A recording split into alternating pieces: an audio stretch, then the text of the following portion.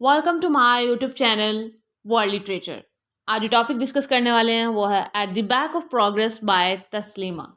तस्लीमा की ये पोएम है जिसको आज हम डिस्कस करने वाले हैं। बहुत ही इंटरेस्टिंग पोएम है। इसमें सोसाइटी का मेजर इशू जो है वो डिस्कस किया गया है,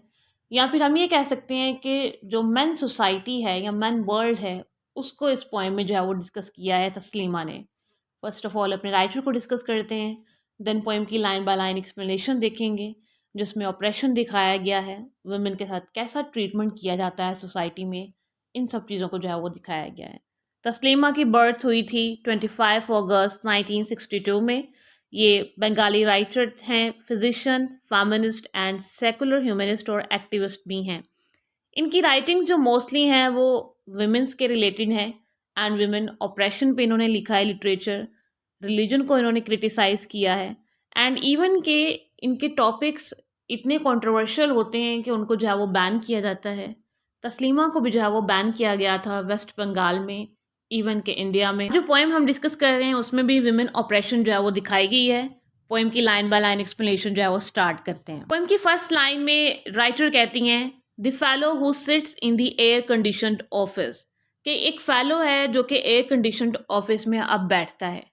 अब तो वो इस स्टेज पे पहुंच चुका है या फिर उसने अपनी लाइफ में इतनी अचीवमेंट्स जो है ना वो कर ली हैं कि वो एक एयर कंडीशनड ऑफिस में बैठना शुरू हो गया है। बट इसके पीछे की स्टोरी क्या है, उसने जो प्रोग्रेस की है उसके बिहाइंड इसकी क्या जर्नी रही है, इसने क्या क्राइम्स किए हैं, या फिर इसकी खुद का जो करेक्टर था वो कैसा था, इसकी जो पर्सनालिटी थी वो इसकी यंग एज में यूथ में जो है वो कैसी थी,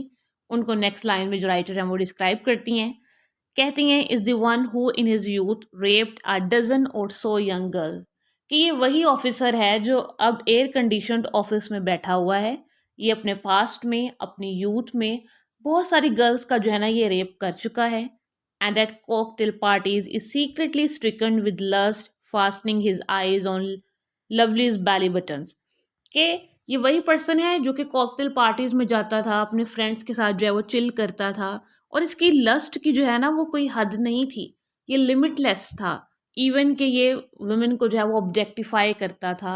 उन्हें जो है वो डिग्रेड करता था, उनके बैली बटन्स को जो है वो पॉइंट आउट करता था, या फिर इवल आई से उनके बैली बटन्स की तरफ जो है ये देखता था। इसने जो अब तक प्रोग्रेस अचीव की है, इसके बिहाइंड इसकी जो है वो बहुत ट्रॉमेटिक जर्नी है या फिर बहुत बैड जर्नी है। नेक्स्ट लाइन में राइटर कहती हैं इन 5 स्टार होटल्स ही tries out his different sexual taste with a variety of women, कि ये जो ऑफिसर है अब ऑफिस में बैठा हुआ है, इसने 5 स्टार्स होटल में जो है वो डिफरेंट सेक्सुअल एक्टिविटीज़ की हुई हैं, इसने डिफरेंट वुमेन के साथ जो है वो टाइम स्पेंड किया हुआ है, नाइट स्पेंड की हुई हैं।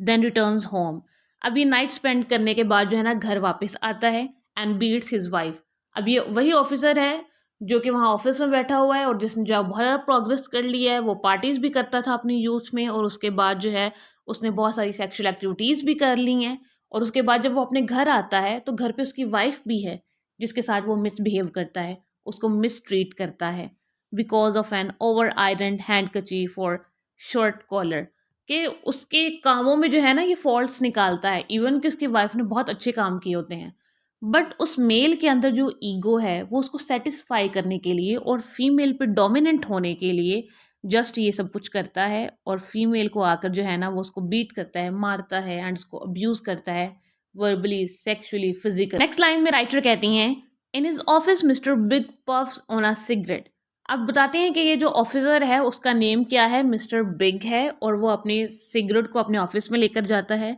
shuffles through files, rings for his employee, shouts, demands tea, कि वो ऑफिस में जाता है और पूरे एटीट्यूड के साथ जाता है, ईगो के साथ जाता है जैसे एक बॉस होता है, और उसके हैंड में क्या है, सिगरेट है, वो फाइल्स को शफल करता है, देन अपने एम्प्लॉय को कॉल करता है, देन उन पे जाइए चीखता है, चिल्लाता है और टी की डिमांड करता है और ड्रिंक्स करता है।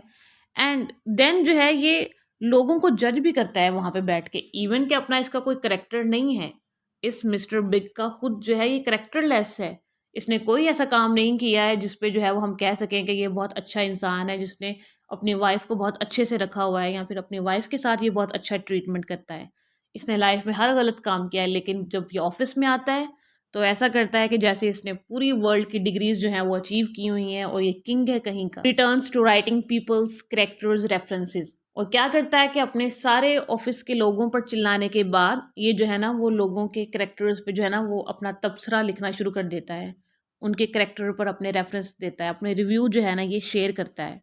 नेक्स्ट लाइन में राइटर कहती हैं, his employ speaks in such a low voice that no one would ever suspect, कि इसके जो एम्प्लॉय हैं इसके सामने इतनी लो वॉइस पे बात करते हैं कि कोई जो है ना वो इसके एम्प्लॉय को भी जज नहीं कर सकता है। How at home he also raises his voice, कि जो एम्प्लॉय है जो ऑफिस में बहुत काम पीसफुल एजुकेटेड वेल मैनर्ड लग रहा है, ये अपने घर पे जाके कैसे अपनी आवाज़ें जो है वो ऊंची कर लेते हैं। Is wild to his family but with his buddies on the porch और at a movie indulges in loud harangues on politics. ये जो एम्प्लॉय है ये अपनी फैमिली के साथ जितना मर्जी मिसबिहेव कर लें, बट ये इनकी जब गैदरिंग्स होती हैं, जब इनके फ्रेंड्स इनके साथ होते हैं, तो ये पॉलिटिक्स पे बात करते हैं, आर्ट पर बात करते हैं, लिटरेचर पर बात करते हैं। इवन इनकी जो फीमेल्स हैं, इनकी जो ग्रैंड मदर हैं या फिर इनकी जो ग्रेट ग्रैंड मदर हैं, उन्होंने डिप्रेशन से, मिस ट्रीटमेंट से, मिसबिहेव से या फिर अब्यूज़िव लैंग्वेज की वजह से, सेक्सुअल अब्यूज़ की वजह से चाहे सुसाइड कर ली हो, ये टॉपिक्स इंपॉर्टेंट नहीं है। बट इन मेल्स की जो ईगो है वो इम्पोर्टेंट है, इनका जो स्टेटस है वो इम्पोर्टेंट है, और इनके पास कितना नॉलेज है पॉलिटिक्स का, लिटरेचर का, सोसाइटी का, वो इंपॉर्टेंट है, जो कि अपनी गैदरिंग्स में जाएं या फिर जो गेट टुगेदर होते हैं इनके, उनमें डिस्कस करते हैं। में राइटर कहती हैं, bidding goodbye to his buddies, कि वो एम्प्लॉय जो है वो अपने बडीज को जब गुड बाय कहता है उसके बाद वो भी अपने घर वापस आता है। He returns home beats his wife. अब एम्प्लॉय भी क्या करता है, अपनी वाइफ को आके बीट करता है, उसे मारता है, उसे अब्यूज़ करता है over a bar of soap और द बेबीज निमोनिया। वो जस्ट इसलिए उसको मारता है कि जो बार ऑफ सोप है उसने उसको क्यों वेस्ट कर दिया है, उसको क्यों उसने ओवर यूज़ कर लिया है, या फिर इसलिए कि कोई बेबी अगर जो है वो बीमार हो गया है, उसे निमोनिया हो गया, फीवर हो गया है, तो इस वजह से ही ये सारा ब्लेम क्या है वो अपनी वाइफ पे डालेगा और वाइफ को जो है वो अब्यूज़ करेगा एंड अपनी जो मेल ईगो है उसको जो है ये सेटिस्फाई करेगा। पोएम की लास्ट लाइन जो है ना वो बहुत ही इंटरेस्टिंग है। राइटर कहती हैं, next day at work he pleasantly brings the tea, कि अब लास्ट नाइट क्या किया है, उसने अपनी वाइफ को अब्यूज़ किया है, उसने उसको मारा है, चाहे वो जिस रीज़न से भी उसने मारा था। अब नेक्स्ट डे जब वो अपने काम पे दोबारा आता है ऑफिस एम्प्लॉय, तो वो ऐसे बिहेव करता है कि उससे अच्छा इंसान जो है ना वो इस दुनिया में है नहीं। वो बहुत पीसफुल है और अपनी वाइफ को जो है वो बहुत अच्छे तरीके से जो है वो रखता है। Keeps the lighter in his pocket, वो अपनी पॉकेट में जो है वो एक लाइटर रखता है। receives a tip of a couple of taka and tells no one that he divorced his wife for her sterility, और ये किसी को भी इस चीज़ का पता नहीं लगने देता है कि इसने अपनी फर्स्ट वाइफ को जो है वो डाइवोर्स कर दिया था जस्ट कि वो जो है वो प्रेग्नेंट नहीं हुई थी। एंड उसने अपनी सेकंड वाइफ को भी डाइवोर्स कर दिया था क्योंकि उसकी जो सेकंड वाइफ थी उसने एक डॉटर को जो है वो बर्थ दी थी। मीन्स कि ये एम्प्लॉय इतना हिपोक्रेट है कि इसने जो है वो किसी को ये नहीं पता लगने देना कि इसकी एक्चुअल पर्सनालिटी क्या है, इसकी रियलिटी क्या है, और वो एक हिपोक्रेट जो मास्क है अपने फेस पे लेकर ना पूरे ऑफिस में घूमता है, सोसाइटी के सामने घूमता है कि वो बहुत अच्छा इंसान है। नेक्स्ट लाइंस हैं, his third for not bringing a sufficient dowry, और जिसने थर्ड जो वाइफ थी इसने उसको इसलिए डाइवोर्स किया था कि वो बहुत सारा सामान जो है ना वो अपने साथ नहीं लेकर आई थी। एंड अब उसकी जो है ना वो वाइफ नंबर 4 है, और जो फोर्थ इसकी वाइफ है उसके साथ भी इसका जो रिलेशनशिप है वो अच्छा नहीं है। उसके साथ भी ये जो है वो मिसबिहेव करता है, और उसको जो है ये अब किस बात के लिए बीट करता होगा, ग्रीन चिली के लिए या फिर कुछ जो है ना वो राइस के लिए, या फिर जो कोई भी घर की चीज़ें होती हैं उनके लिए जो है वो उसको बीट करता होगा, क्योंकि उसने अपनी जो मेल ईगो है उसको किसी ना किसी तरीके से जो है वो सेटिस्फाई करना है। जैसे फर्स्ट वाइफ को डाइवोर्स कर दिया, सेकंड वाइफ को डाइवोर्स कर दिया, इवन थर्ड को कर दिया, और अब फोर्थ के साथ भी उसका कोई रिलेशनशिप जो है वो अच्छा नहीं है एम्प्लॉय का। यहाँ पे ये जो पोएम है वो एंड हो जाती है। तस्लीमा ने इस पोएम में हमारी सोसाइटी के 60 से 70% घरों की जो स्टोरी है वो नरेट की थी कि मेल्स जो हैं वो अपनी ईगो को सेटिस्फाई करने के लिए, ये बताने के लिए फीमेल्स को कि वो डोमिनेंट हैं उन पर, फीमेल्स को डाउन रखने के लिए, उन्हें डिग्रेड करने के लिए, डिवैल्यू करने के लिए, या फिर उन्हें जो है वो लेस रखने के लिए जो है ना हमेशा से उन्हें जो है ये टॉर्चर करते आए, अब्यूज़ करते आए, चाहे वो फिर किसी भी वे में हो, अब्यूज़ सेक्सुअल हो, वर्बल हो, फिजिकल हो, मेंटल हो, कुछ भी। में वही स्टोरी जो है वो नरेट की गई है जो कि हम रोज़ डेली बेसिस पे जो है ना वो देखते हैं हमारी सोसाइटी में, हर दूसरे घर में जो है ना ये चीज़ हो रही होती है। आई होप कि ये जो पोएम है यहाँ तक आपको समझ आई होगी। वीडियो को लाइक और शेयर और चैनल को ज़रूर सब्सक्राइब कीजिएगा एंड अपने रिव्यू जो है वो कमेंट में ज़रूर शेयर कीजिएगा। Thanks for watching my channel.